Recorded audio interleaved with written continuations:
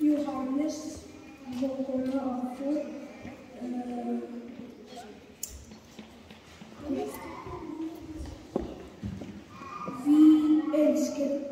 Vi elsker fordi han elsket oss først.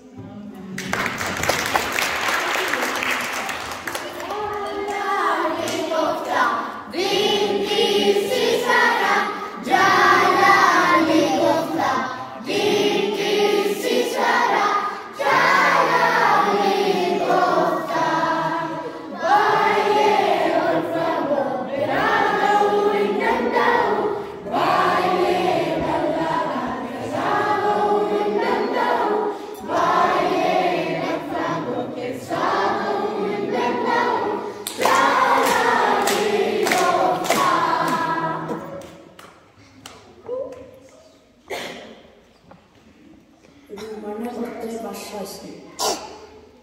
Han som ikke sparte sin egen sønn, men ga ham for oss alle, hvordan skulle han kunne annet enn å gi oss alle ting med ham?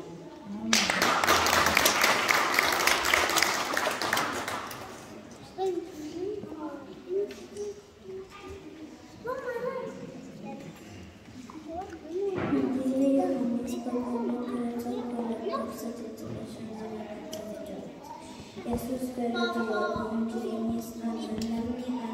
amanu yaitu wayu indirata itu julu karena nanti amanu mendengar barat karena amatare.